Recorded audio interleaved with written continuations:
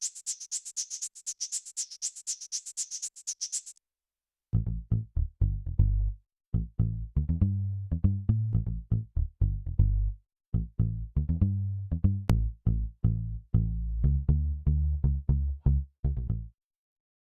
I'm so happy tonight to welcome you to the International Development Studies Lecture Series.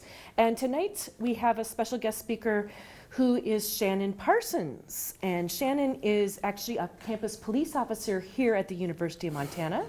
But back in the day, she earned her degree in environmental science from Berkeley. And tonight she'll be speaking about her Peace Corps experience in Ecuador from 1995 to 1997. And I should just mention that she's been in Missoula for 16 years, so she's practically a native, except that she sent her daughter over to the other school, MSU. But we'll forgive her for that. So we're so glad to see you, and so welcome. And would it be okay, Shannon, if we have questions? Can we interrupt you? Please. Okay. Please. Yeah. Good. Hi, thank you for having me. Please ask questions as we go along because I want to tell you what's interesting to you and I want to know what you have questions about. So I was Peace Corps volunteer in Ecuador with my husband. We got married and our first 2 anniversaries were in Ecuador together. Actually, our third was also in Ecuador in the Galapagos. That was really neat. So I'll tell you about daily life in Ecuador and then into some of my projects. Oops, first, Ecuador. So you can see where it is, right on the equator. And Ecuador, of course, means equator in Spanish.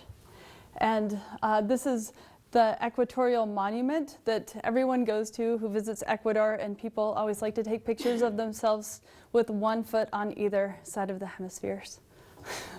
So it's really hot. It's, you know, so right here is in the Andes, and it's not very hot. It's really hot if you go towards the coast. So just elevation means a lot, means everything, I guess, in Ecuador. How, can I ask, did you get sent to Ecuador? Did you choose Ecuador? Or? I took 4 years of Spanish in high school, and so I think that's why I got to go to Ecuador. And your husband as well?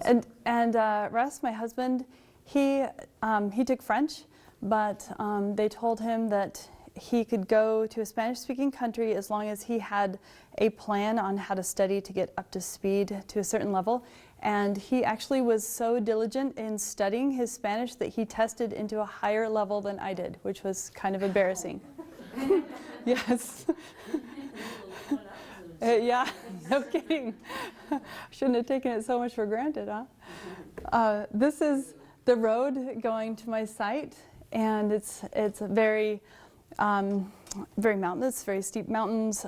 In the winter, which is the rainy season, 6 months of rain, 6 months of dry, we have lots of landslides on the roads, and it's very common to not be able to get out of our town because of landslides. Or in some cases be stuck on the other side and try to find a ride back to your site by getting taxis here and there and trying to maneuver through back roads.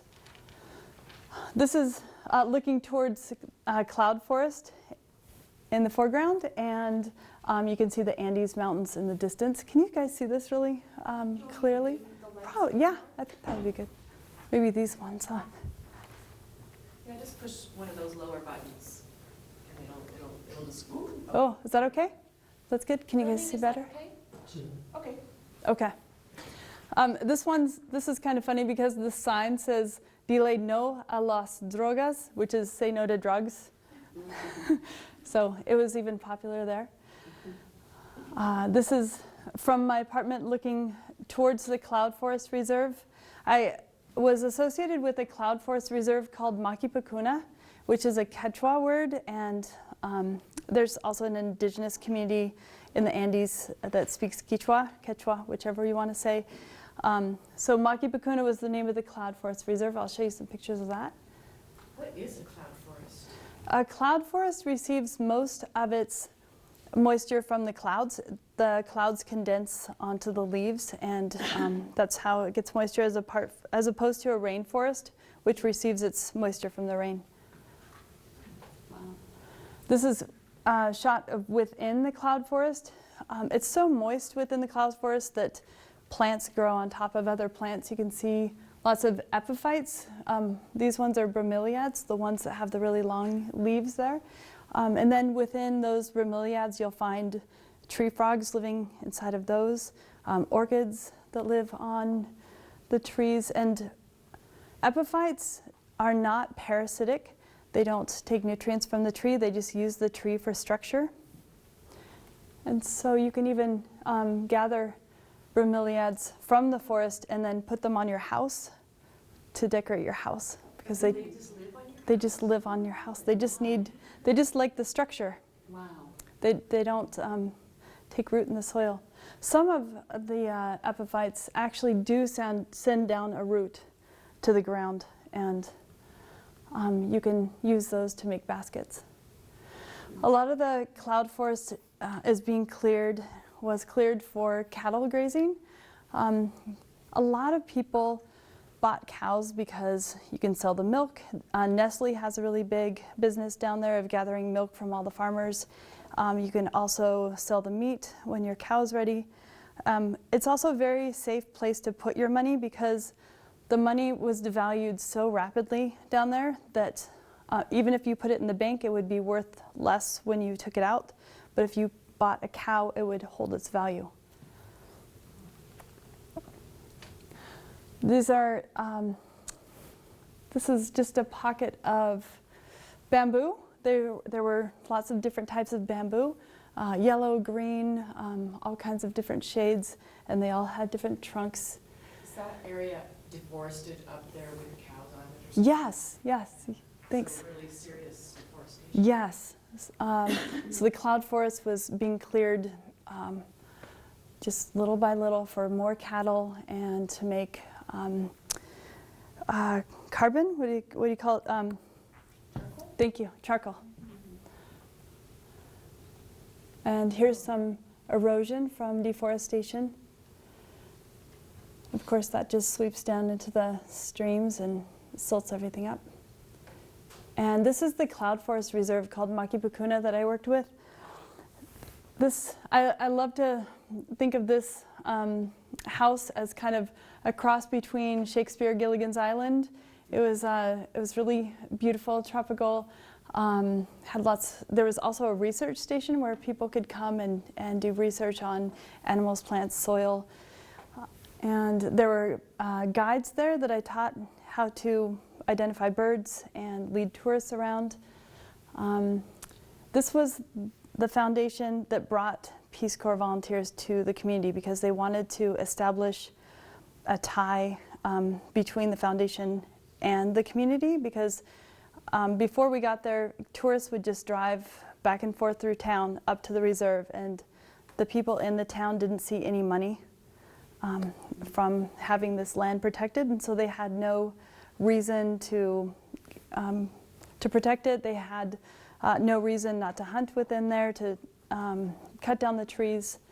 And so them bringing us in, it was a hopes that we would establish a relationship and possibly, besides education, some monetary value to them. Did it work out that way? Yeah, it did. I'll show you. Here's a picture of a spectacled bear. In South America, there's only one type of bear.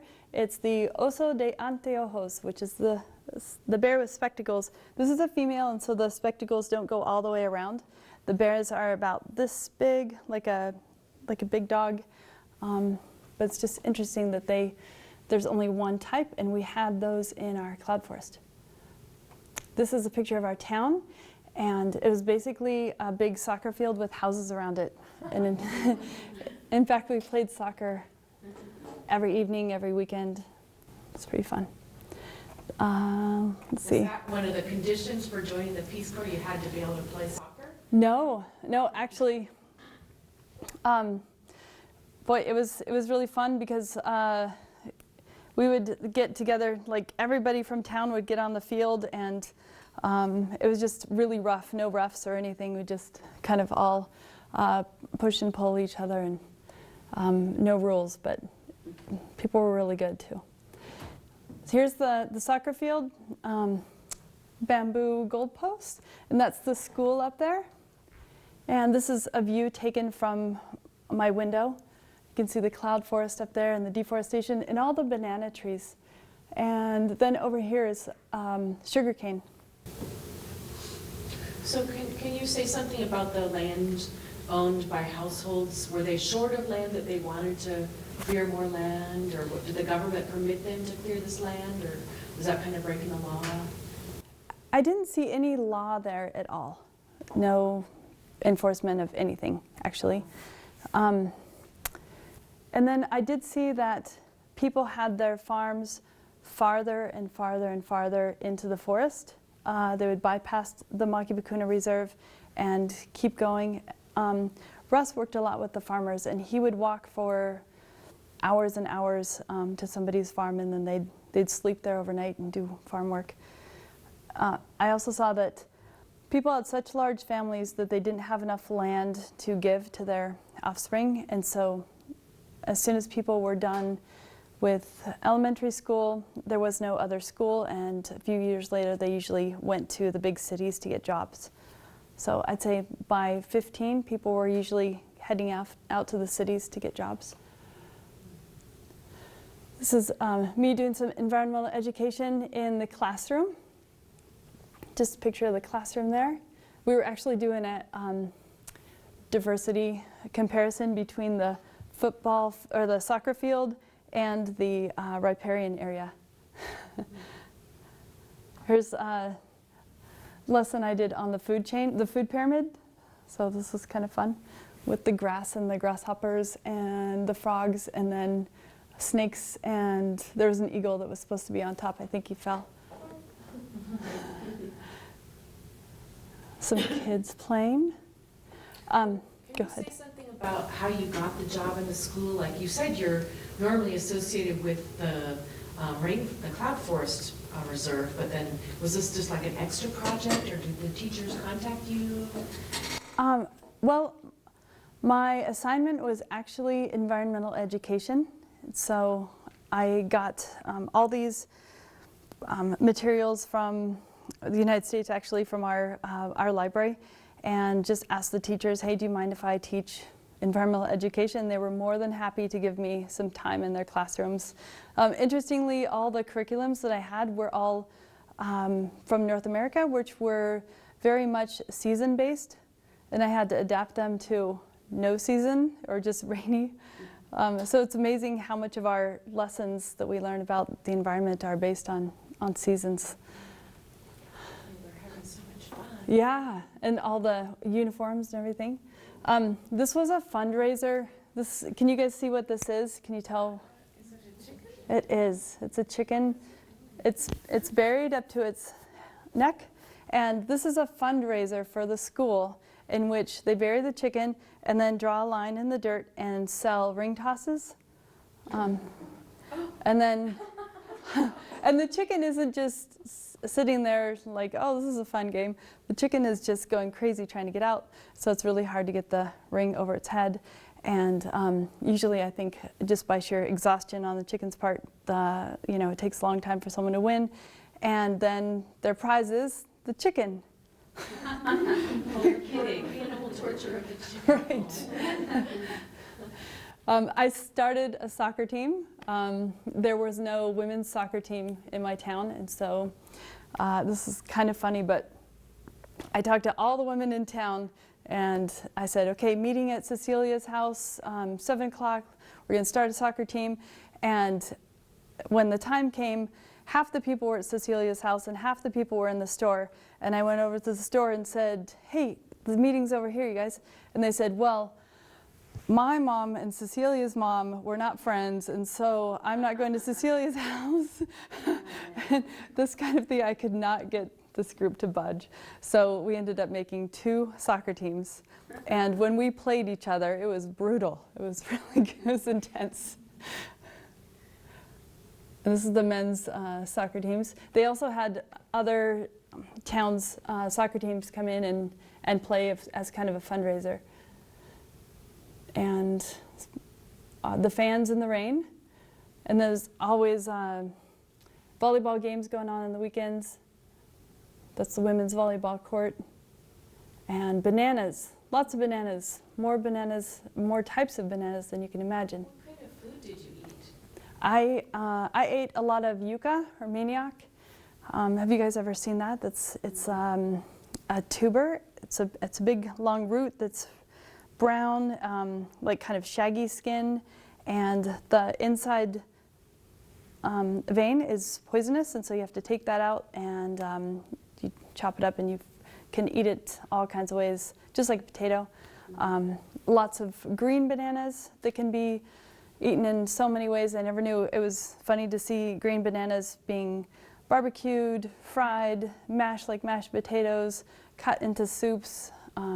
Anyway, and then quinoa also. Actually, it's really amazing that quinoa has become so popular here because it wasn't known at all when I was in Ecuador. That was the first time I had ever eaten it. And this is butchering a pig. Down there, they cook their rice like we cook pasta, and they drain the water off of it, and then they give that water with all the milky substance in it to their pigs to eat, and of course any scraps that they have. And then at some point, they kill their pig and sell the meat. And this is after they torched it and they're scraping the hair off. This is going across a little bamboo bridge.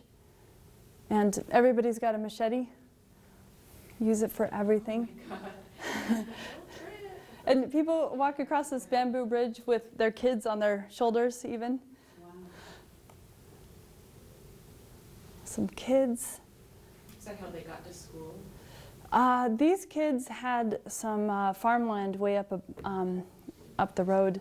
It was amazing to me how the parents could tell their kid, hey, I need you to go get the horse and go do this a mile up the road and then come back and bring me back this, and no complaining at all, just boom, they're off. Kids were hard workers there. Here's how we got out of town, milk trucks. So this is one milk truck, and this is another milk truck. But basically, this truck would stop at our town and pick up people and milk, and then when you wanted to get out, you had to be on the truck while it stopped at every single farmer's place to get more milk, and you got milk on your shoes and milk on your stuff. How long would it take you to get to a bigger city, or like to a big market or like a hotel or something like that? I'd say probably 2.5 to 3 hours. Like an hour and a half would be on the milk truck, and then get to a paved road, and then wait for a bus. Is that Russ? No. No, it's not. I don't remember who that was visiting us. The other option would be to, if you wanted to bus the whole ride, you could walk in the dark at 4:30 in the morning with a flashlight to this one spot where a bus would pass by at 5 in the morning. And when you got there, you really, really hoped that you timed it right and you didn't miss the bus, and it would take you all the way to Quito. And Quito's the capital. Yeah, thank you. This is washing clothes. This is a woman in town, and this is where I washed clothes too. Is that the communal washing place? It was for some. A lot of people like this. This boy his family has his own block, and all the kids had to do their own laundry. And if the kids were too little, then their older siblings did their laundry for them. I'm sending my kids to Ecuador. No kidding. And I know. And there's a sister. And this was my shower. It's very glamorous. I see you have a little shower curtain there, so could you kind of enclose it? So I could. I thought that would work, but the kids like to pull the shower curtain over. So I found that it was best to wear my bathing suit and go out there at night. And it was so cold, no hot water at all, and it was so cold that you could barely breathe. You know how that cold gets to you? Yeah. Some kids. Big Catholic influence in Ecuador. It was really neat to be part of that because they had, like on Easter, they had a or I guess it was Palm Sunday, they would have a kid on a donkey, and they would all have fronds, and then they'd have like Stations of the Cross, and yeah, they really were very involved in reenacting things. What And do those nuns have? they're making taffy. Oh, okay. Yeah, and the nuns provided a lot of fun in the towns because they brought bingo and they did activities with the kids, and it was kind of a social hub.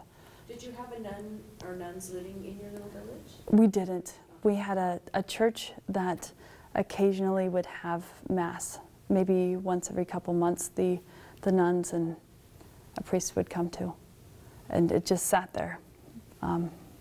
Otherwise, Had the community built that church, or I don't know. and who built the school? I don't know that either.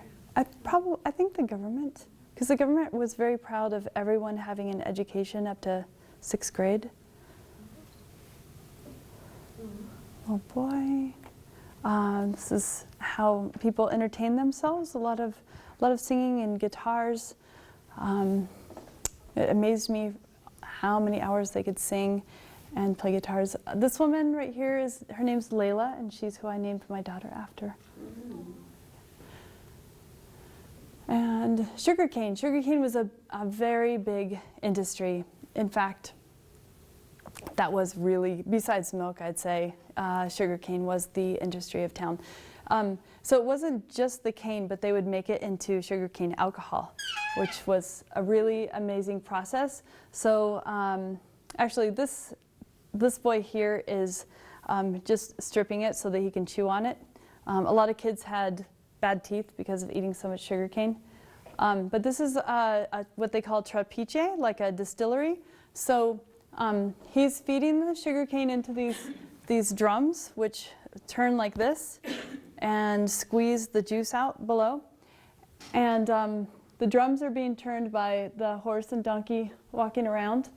And then that juice will go into a big vat that just will sit for 24 hours, and then after that it will be put in a pot and boiled, and then of course it goes like the vapor goes up and into the serpentine and cooled, and they do that twice, and they come out with about it's like 150 proof. I can't remember percentage proofs, but it's really, really high. I mean, higher than Everclear. And then they sell what they call it Trago, and they sell that to a middleman who sells it and it increases in value as it goes along. Do they drink that straight, or do they try to water it down? So when there are dances, fundraisers for the school in town, everyone brings their own version of their Trago mix, which might be mixed with like a fruit or mixed with a milk and a coffee, however, but everyone's very proud of their own special mix, and it's 1 cup and 1 mix, and you drink it, and then the next person and the next person, and yeah, you just really hope that alcohol kills germs. So yeah, and then of course they teach you in Peace Corps that, you know, just be polite and, you know, put it to your lips and say thank you and give it back, and you know. So don't drink it, just like pretend. You can drink it or not, but but you're not going to say like, no, thank you. I mean, you could if you're on those terms with the people, but if they're being very generous, then you want to just be nice and pretend you're drinking it, and then they're going to accept that. And women could drink it? Yeah. Oh, okay. I know. And yeah, you know what's funny is I always just danced, and then people wouldn't ask me so much to drink. But I think I was actually kind of impressive because I remember one time the guys were like, she can drink, like, because I think the rest of the women actually didn't drink very much or weren't allowed to drink very much or something like that. So You're so lucky I wasn't allowed to drink. Oh, really? They would sell me beer in my town, but not whiskey, and I could have like 1 glass of beer. Wow. I get in trouble. I was a teacher, I was just not allowed. Oh my gosh. Wow. That's amazing. This was just a cool picture I took of a chonta snake eating a rat in the sugarcane. Oh, I was like, what is that little stick? I know, isn't that great? This is transporting Trago from his distillery way up the mountain. Transporting Trago. So obviously this is legal since they don't really regulate it, but. It used to be illegal, but yeah, either it's illegal and nobody cares, or it's legal. It was everywhere. And so one thing I did for the foundation was, and the town, was to get groups of tourists to come see the trapiches and see the Trago being made. And then I would have them, make sure they had clean cups and they could taste the sugarcane juice, just pure, or the Trago itself. And I organized that this would be like rotational between people's trapiches, and so they could share in the wealth of tourists coming to see what these were all about. Would the tourists pay just a little bit to do that? Yeah. So that was really nice. This is what they call an 88 or 89 butterfly, and if it lands on you, you're supposed to buy a lottery ticket with those numbers on it. It says 89. Yeah. Oh my God. Cool. This is a tree that was only a year old, because in Ecuador there's no winter, so and there's plenty of sunlight. It's interesting because trees in Ecuador don't have growth rings because the growth never stops, because the growth rings here in the States are because of winter, when the growth slows down so much. Yeah, so you cut it, and unless you make a note to yourself, I planted this, in this year, you don't know. Big beetle that flew into our apartment. Do they eat those? I don't know. It hit Russ in the face. It just flew in the window and hit him. This is More worms. cooking some larvae from the banana trees. And we just, butter and garlic, you can't go wrong. And they tasted kind of like the white part of bacon, that fatty part. See, everybody's eating grubs. I didn't eat that stuff. Gotta try it once, right? No. This is my husband, Russ, and here he is with an earthworm, the largest earthworm I've ever seen.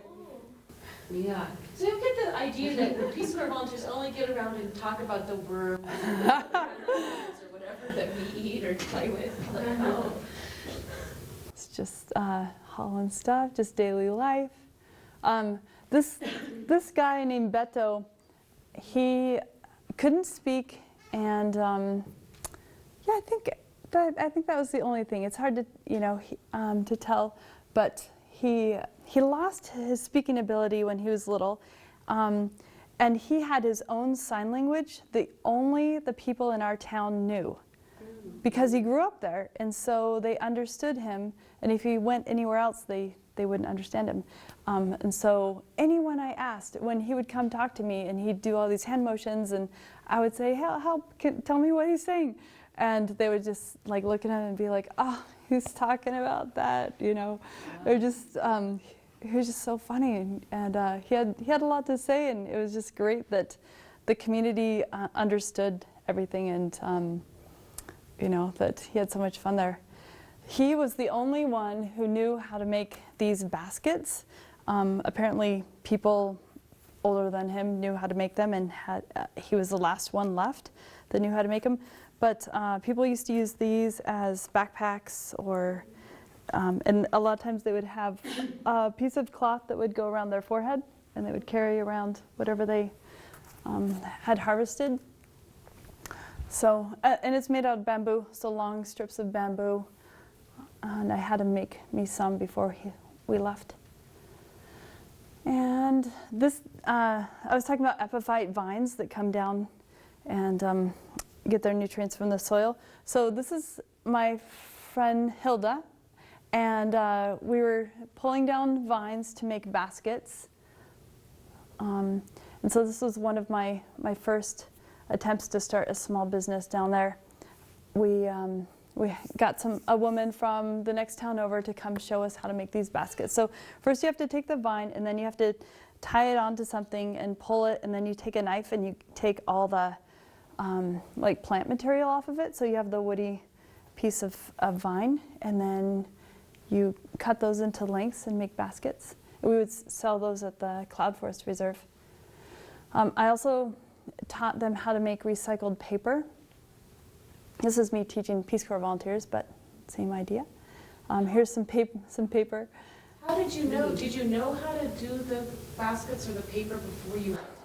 I didn't. We had a great library at our Peace Corps headquarters, and once a month I was in town, and I would borrow books, make photocopies, and just go with it. And just making basic paper in a blender, we got to do our own thing. You know, once you know how to make paper, then you can decorate it. You can. We would imprint leaves into the paper, and then after they dried, you'd pull the leaf off, and it would have the impression. Which we had such huge leaves, and I'll show you some of those. We also made things out of tagua. Tagua is also called vegetable ivory. It's very hard like ivory, and you can make tons of things out of it. This is a tagua palm tree. And this is us harvesting some tagua palms.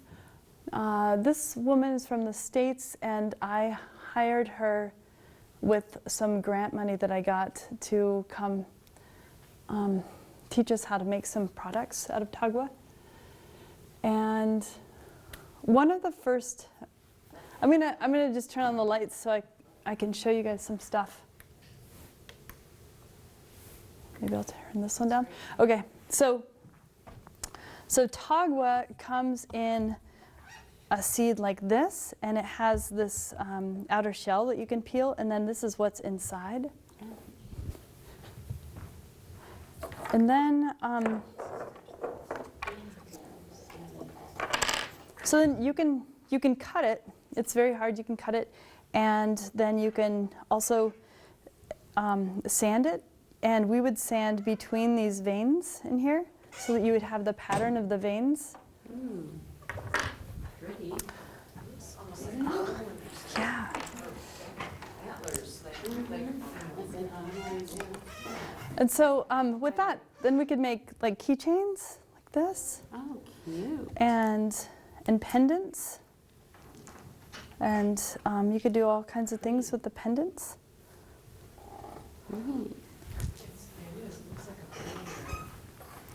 And then we did lots of experiments, which some of them didn't turn out super well, but like this we thought would be a wine bottle stopper. And they just never took off. We never could get this sizing right. This is a candle holder made out of coconut and tagua. And then this we thought would be a like salt and pepper shaker kind of thing. Yeah. Let's see.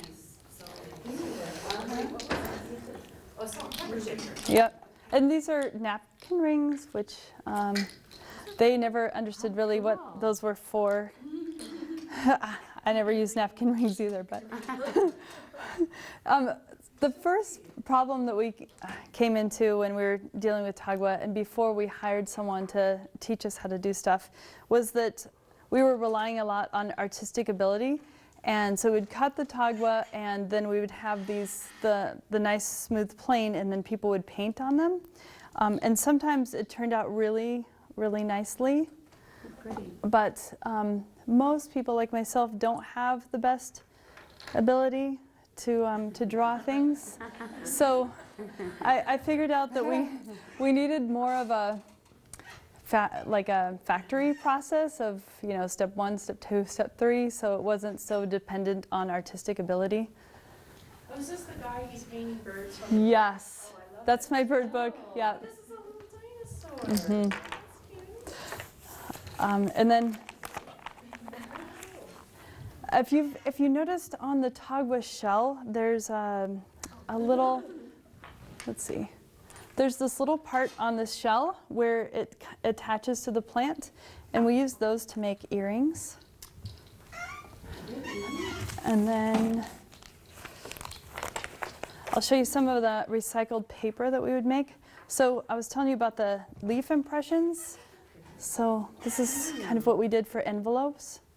I think that you just started like the whole gift shop for Creative. that reserve. I did. They didn't have anything local. They had stuff from other towns, but nothing local. And then we would color the paper sometimes with achote, which is used just to color rice. And sometimes we used coffee to make it brown. And then sometimes we'd put little scenes on it with How cute. some wood and some plants. You should get a new market here. I did try there, actually. The hard thing was that I would put in an order, and this was all back maybe 15 years ago when I first moved here, but I would put an order in, and then the quality that came to me wasn't what I expected and wasn't marketable here. I think the thing is that you can get away with selling stuff that's not the highest quality at the site because people have an experience to associate with it. But if you're buying it just cold, you don't have that connection, and so you're going to want a higher quality. So we also experimented with the snails that were in the sugarcane fields. These snails were very large, and we always thought, what can we do with these? In Ecuador, they have very small napkins, and so we tried to make this like on the table as a little napkin holder with them folded in half. But anyway, never really took off either. I would scream if I saw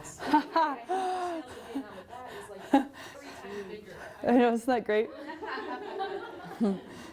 It's huge. So we also did a lot of work with bamboo, and in bamboo we had a big learning curve as well. So these were our first bamboo attempts, which was just sand it a little bit and make a design and shellac it. After we got some great tools from USAID after a grant and things like that, we made bamboo in more elegant receptacles. You know, I almost think that some of the aesthetics have changed, and I think that this kind of stuff, you know, even this quality, like, you could sell it here, you know, because it's just like, there's such an ethic, at least in Missoula, for like natural. Mm-hmm. Maybe it's the timing. Maybe, you know, Especially if 15 it's years still ago. sugarcane wine or whatever. Right, sure. Or Trago. Huh. Taco. Yeah, there you go. This is a type of palm. This is from a type of palm called chonta. And this is actually the stem of the palm tree. It's very hard, durable wood and so beautiful. But it's not bigger than this, so we were always trying to find what we could make out of it. So these were our attempts at napkin rings. And what we ended up doing with chonta is combining it with another material. So we would have coconut hairpiece with a chonta little stick coming in. So Pretty. thanks. Great ideas, and Yeah. that maybe came partly from that lady who visited? Some of it from that lady, yeah. Yeah, the lady who visited, she did a lot of good for our project, but she also did some bad. She ended up stealing a lot of our work and dividing the town because she wanted to have more control over everything. So it was really a tense situation in town for a couple months where people were on one side or the other and not talking to each other. And but then she ended up kind of deceiving, ripping off enough people in town that she finally was kind of kicked out.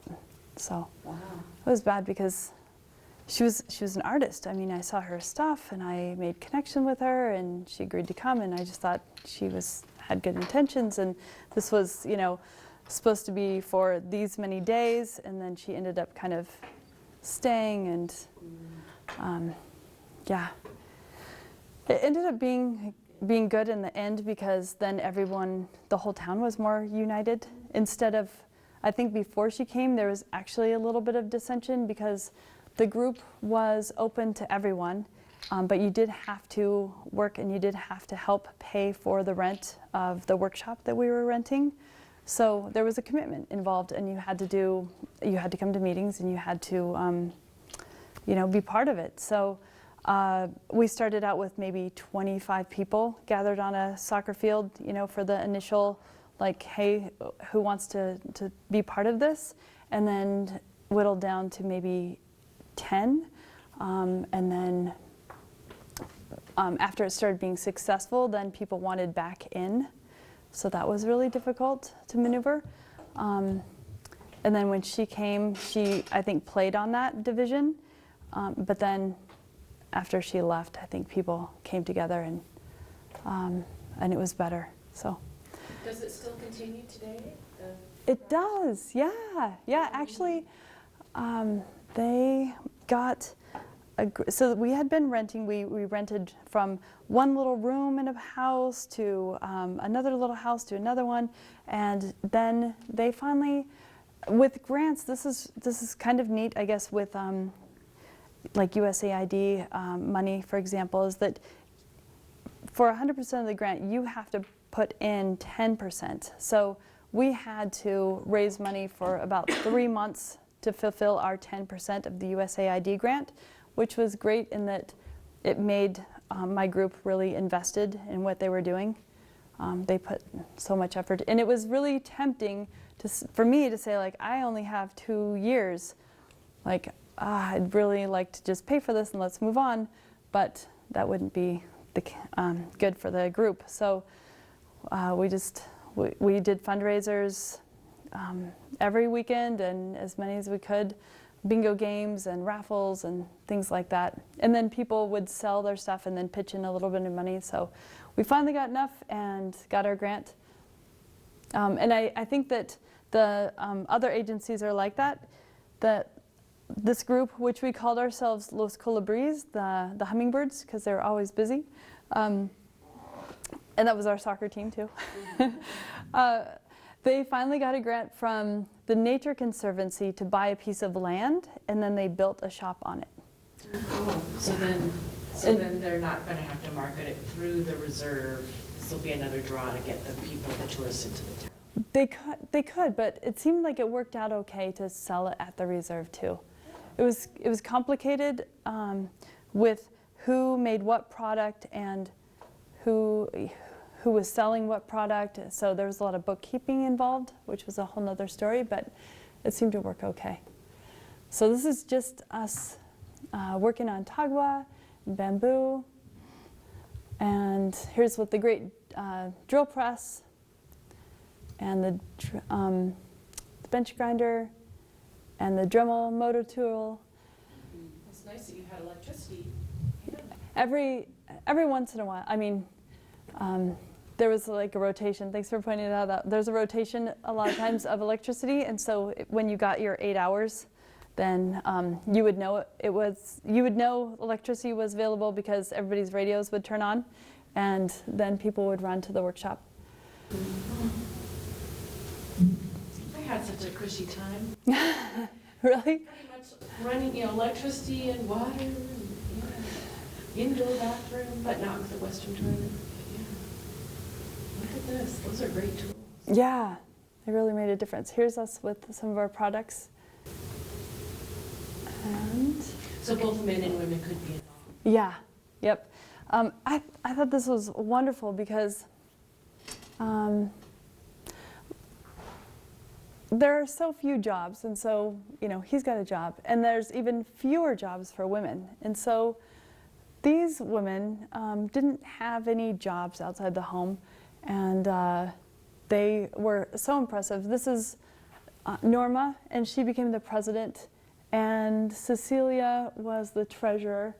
The VP is not in the picture, but she really was such a natural leader, and apart from this experience, I don't know if I would have ever known that. She was so trusted and respected, and everyone looked to her for answers. And as a Peace Corps volunteer, you're taught that you are a coach, and involvement should be high at first, but then taper off because you're not going to be there the whole time. So it's really important to have leadership on the ground of the people whose lives it affects and who work together. And it was really nice to feel confident, just knowing, you know, when we had to make decisions and I didn't agree with them, I would say, I don't agree and this is why, but it's your group, this is your business, so whatever you want to do, I support it and I'll help you. And this is us planting seedlings of tagua, so we would have our own trees to harvest from. This is tagua. And this was my bird guiding group. So at the reserve, there was a group of guys that I used to take out once a week, and we would do natural history of some type of birds, and then we would go out and go birding and identify birds. And then when tourists came, they would take them out and go birding. So, and then they would not only know that's a motmot, but they would know the history behind it, like how it hunts. And Did you know this before you left, or again, you just researched it? I got a book of Birds of Colombia. They didn't have Birds of Ecuador. And I got lots of natural history guides, and I just eat that stuff up anyway. So this was really fun for me. Here's us going birding. And this is a trail that's called a Calunco because it's been used for so many years, like, I don't know, hundreds of years, that the trail has eroded. And so you can see the banks are about as high as my head. And these are the trails when trago was illegal, that they used to have to put the trago on their horses or donkeys and then maneuver through those trails all the way up to the Andes where they could sell it. And there would be bandits on the trails and people were armed and it was really dangerous. So it's kind of neat. There's my birding group. And then environmental education. I got to take the kids in the forest. That looks like a Syracuse University t-shirt. Oh my gosh, you're right, yeah. Yep, Ropa Americana. All of our clothes that don't get sold in the US get shipped to other countries, and then you can go to these stores called American Clothes, and no one knows really what they say because they're in English, so it's kind of funny to see people wearing like McDonald's employee shirts and stuff like that. Okay, so this is my transition slide to go to another place in Ecuador. I don't remember what it is.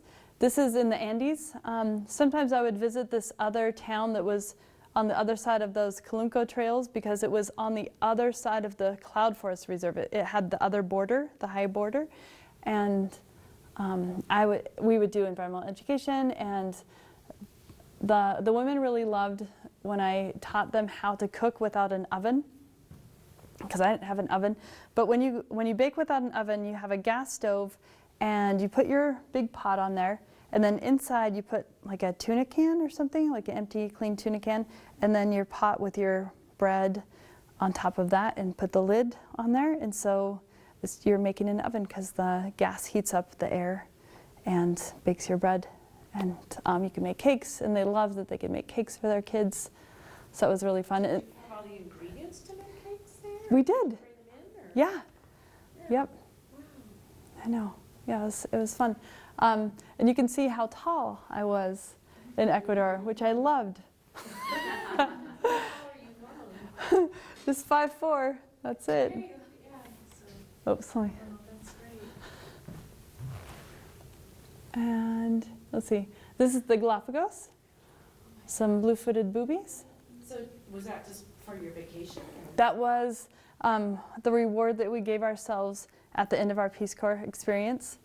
And we still had our green card visas, so we got to go to the Galapagos as kind of Ecuadorian citizen cost instead of American tourist cost, so that was great. Yeah.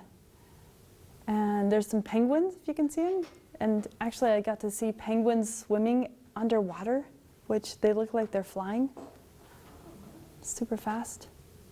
And sea lion. Blue-footed booby on an egg. your Peace Corps experience was on the beach. That's Right. Let's see where else. Oh, this is Bolivia, actually. Bolivia salt flats.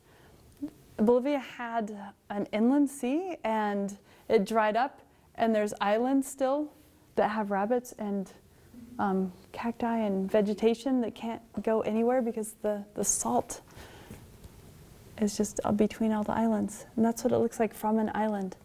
And there's rabbits all over. And that's the salt, how it dries up and it forms those patterns. Okay, here's, this is when I went to go visit my friend, a volunteer. He was at the highest elevation. And it was really different, how people lived, what they wore. would the high elevation be like 8,000 feet or? 10,000 Gosh, feet, I don't remember. or- Did Sorry. you breathe well, or were you kind of panting?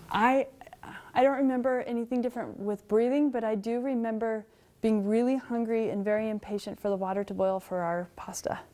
You know how that is, high elevations. Those are the houses there, much different than where I lived. And let's see, this is Otavalo, going to Otavalo. Look at the deforestation. Yeah, It's beautiful, but look at the deforestation. yeah, I don't really see any. A little bit of forest. So Otavalo is famous for its artisans and its culture.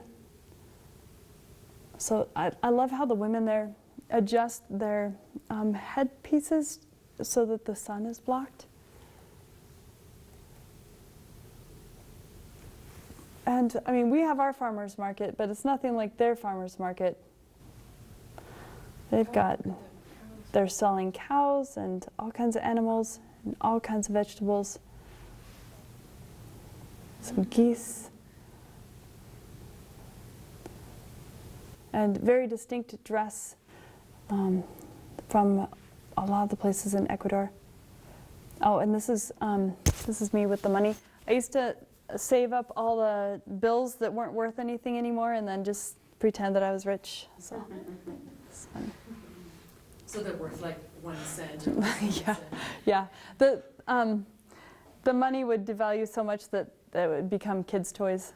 So how did you deal with that, like on a Peace Corps volunteer salary? Did they change it, or like, how were they? They gave it to us in dollars, and so when we went to the bank, it was always, I got $90 a month. So then however that turned out to be in sucres is how I got it. So sometimes it was like this, and sometimes it was like this, and putting a stack of money like this on your body so nobody robbed you was a challenge.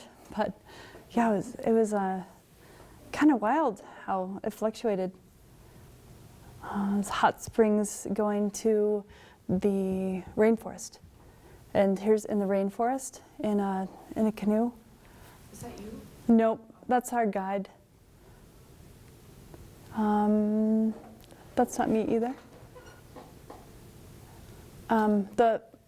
The water is really brown from all the tannins. And then we fished a lot for piranha. There's me with the piranha. And the piranha were in the rivers, and they told us, don't worry, they don't eat live meat, they only eat things that are bloody or things that are dying. And so it was kind of hard to trust them, but it was true. There's a piranha. So is that what you ate besides the quinoa, the yucca? Yeah. Well, in the rainforest we ate piranha. And this is me swinging on one of the vines. It's a zip line. Yeah, right. Right. I'll tell you a story about this little girl.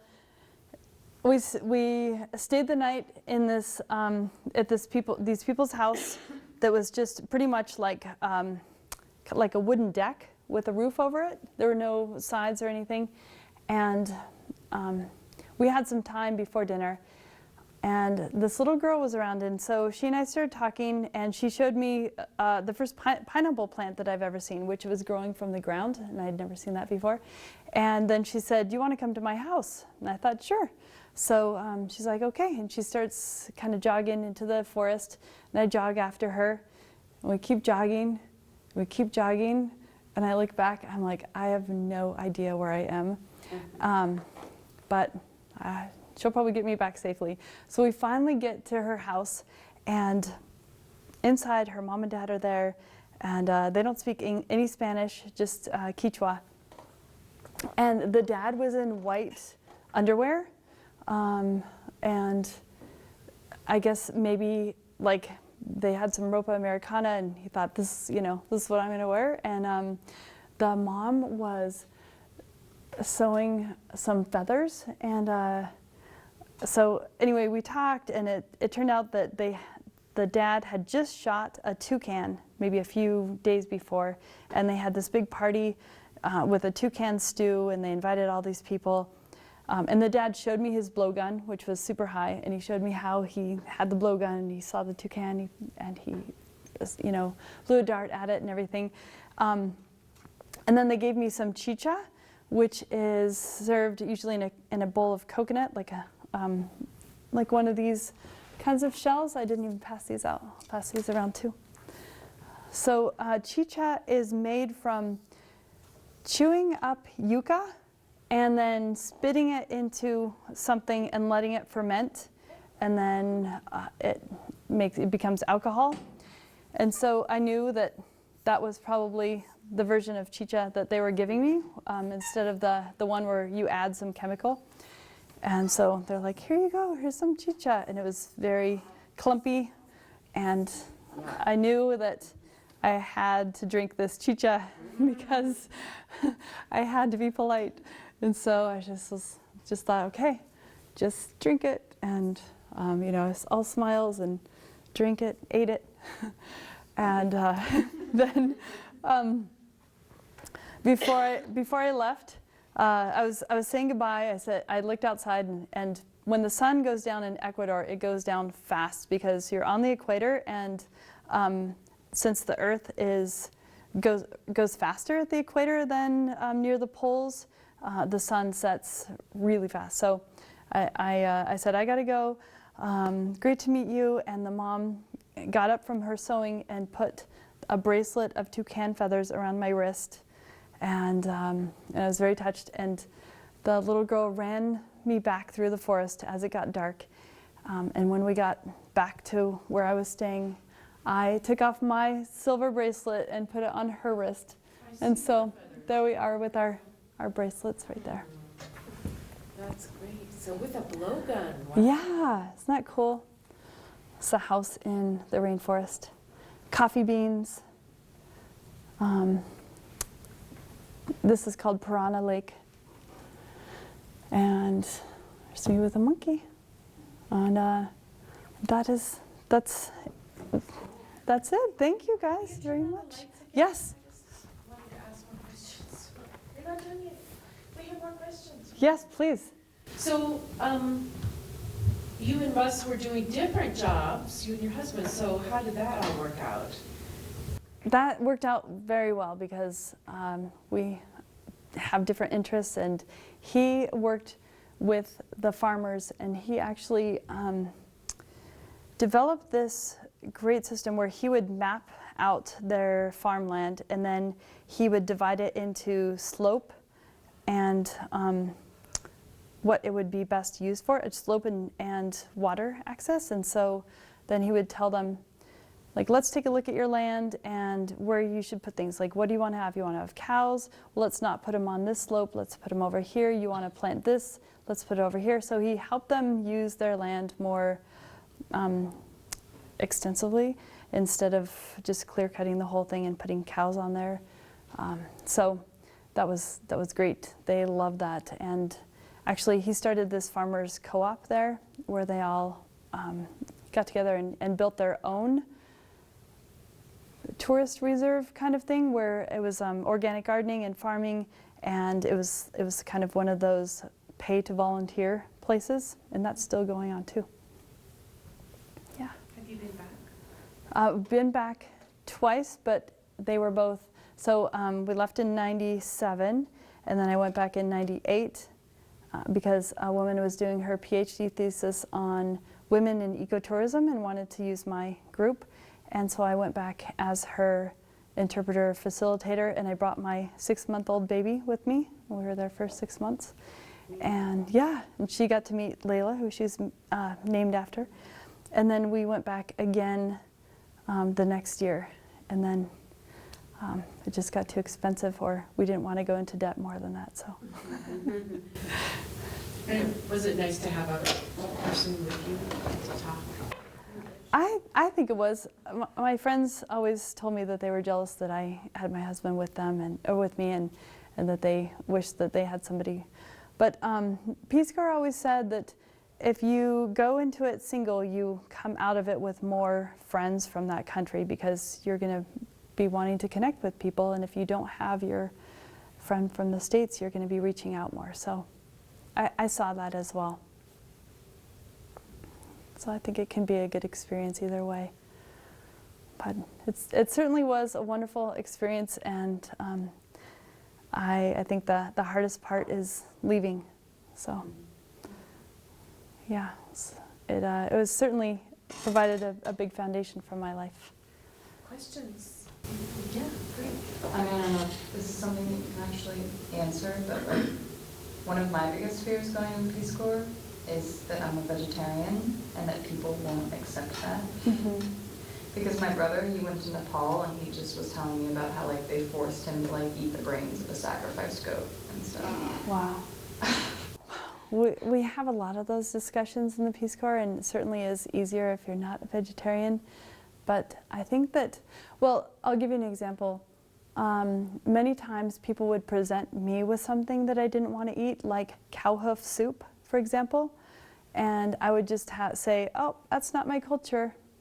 Sorry. Anything I didn't want to do, I would just say, oh, sorry, it's not my culture. And they seemed to be fine because they couldn't argue against it. So I was vegetarian, but I just had to learn really soon how to say in Thai, I'm vegetarian for religious purposes, and then I learned a bunch of names of vegetables that I could eat. And then I did eat eggs, but a lot of times I would just get peanuts and pineapple, like at parties. It's like that's what was there that I could eat. So it's like I'm eating a big pile of peanuts, you know. So it was a little difficult, but they were pretty nice, you know. So I think that that's a great thing to say. It's not my culture. I don't have to eat that. Because they would like you to eat, you know, fish intestines and, you know, like, oh, you know, blood, like curdled blood, like, you know. mm-hmm. And they thought it was weird that I ate oatmeal for breakfast, you know, like oats with hot water, because that was animal food for them.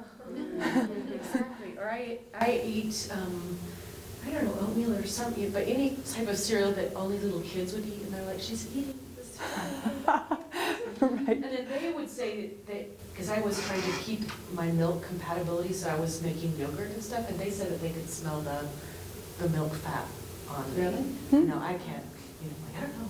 I can smell it, but, you know, the rich butter or milk fat, they said that they could smell on me, so. Whenever I bought a chicken, it would come with the head and all the intestines and the feet inside of it in the cavity.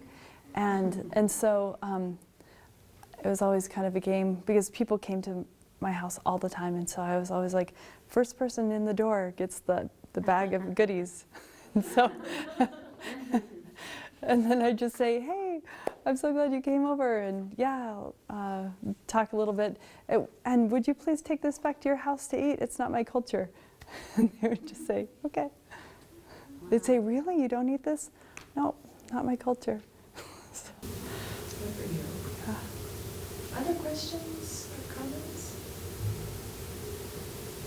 More worms. This is our theme. The giant earthworm, like a snake. Right. Oh.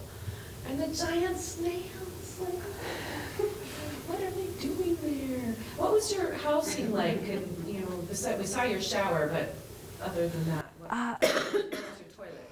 I had an indoor toilet and an indoor sink, and I learned that so it was weird because the store was downstairs and the apartment for the people with the store was downstairs. And then they also owned one of the rooms upstairs, and there was a hallway, and we owned 3 of the rooms upstairs. So it was a hallway to the bathroom, and then we owned this room, and we owned this room, and we owned this room. And I found a lock to put on the bathroom because we left for a while for something, and then I think the whole town got to use our bathroom. And then,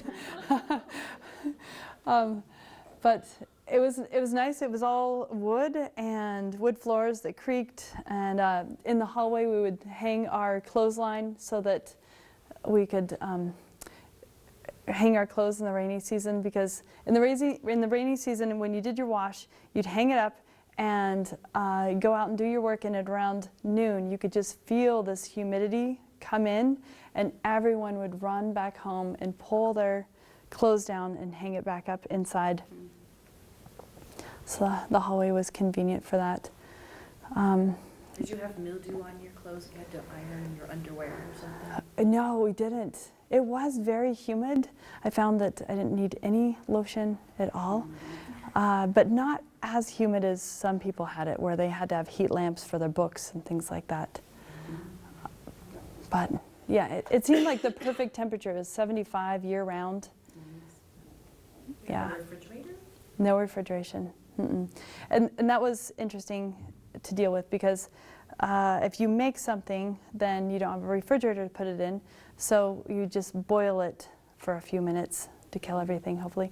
We would buy milk every other day, so the first day you get it, it's fresh, and then the second day you boil it for a few minutes, and then you're good. Just and I would keep a big container of boiled water on the side so that it wasn't always hot water.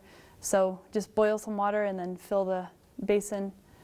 So I always had nice, clean water. And the people there didn't do that, but they, every 6 months or so, would go to the doctor and get the parasite medicine.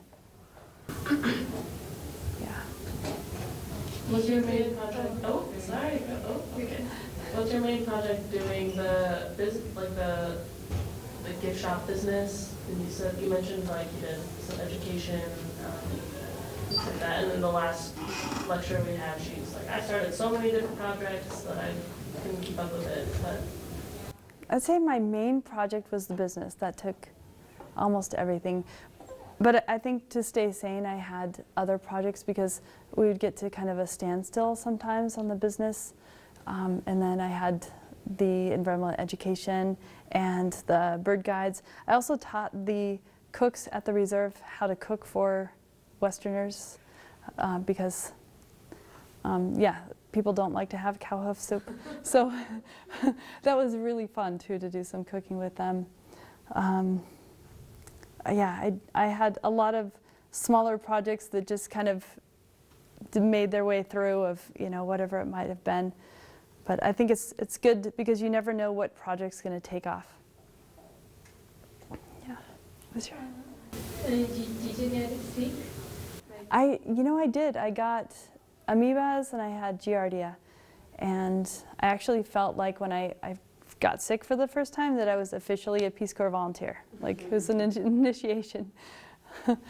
But a lot of people had, all kinds of amazing, weird diseases, and we had great nurse staff there, so anytime you had something, you could just go to Quito, make it to Quito, and the nurses would help you out.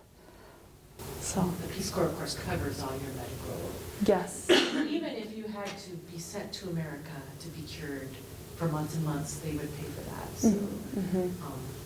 depending on what we were, or, you came up with. Yeah, they take care of you very well.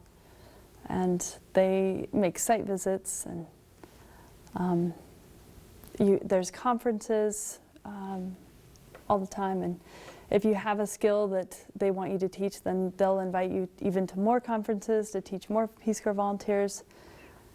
So in Ecuador, every 6 months a new group would come, because like I was in the environmental education, agroforestry, animal husbandry group, and then 6 months later was the health and youth development group. And so every year you would have your same group come, and you would have conferences with those people doing the same kind of projects. But everybody works together and learns from each other. It's also really fun to make those connections in Peace Corps and go to different people's sites to teach things. Like the guy's site that I went to that was really high up in the Andes, I went there and taught how to make recycled paper. I went everywhere to make recycled paper because you can get paper from offices everywhere. So that was really fun. I actually started making paper out of discarded banana plant waste, where you boil it with ash, and it's a kind of an involved process, but there was so much banana waste on the coast that they wanted to know what to do with it, and so that was a really cool workshop. I think the envelope that you showed us was just lovely, you know, that envelope is really nice. Thanks, yeah. Yeah, I know, they're just like pieces of art, I think, with the closure. I know. Yeah. They have such big leaves. Whenever it would start raining, if you're unprepared, you just take your machete and cut off a big leaf, and then it's your umbrella. Did Peace Corps issue Yeah. with a machete? Or did you buy your own? You know what? I bought my own, and very much like North American fashion, I was doing some work and I stuck it in the ground, and I went over here, and maybe half an hour later, oh, my machete's gone. Somebody's like, free machete. So, yeah, you know what's funny? I mean, on those lines, I mean, people don't have things down there. So, you know, if there's something that looks available, they're going to take it. And my grandmother sent me a letter, and it had her feeding some ducks at a park. And I happened to be next to some friends, and I was like, oh, look at my grandma, she's feeding some ducks. And they said, oh, are those her ducks? And I said, no, those are like everyone's ducks. And she said, well, don't people eat them? And it was very hard to explain that we have ducks that no one eats, that we just give them food. And how bizarre is that? You know, when they have armed guards at the grocery store so people don't steal things. Yeah. You know, and we have these free ducks running around, so. Other questions for Shannon? We're ready to go. Ecuador sounds nice. Yeah, you guys should do it. We should make a worldwide tour. Thank you again for coming. Thanks for having me. Thank you. From hearing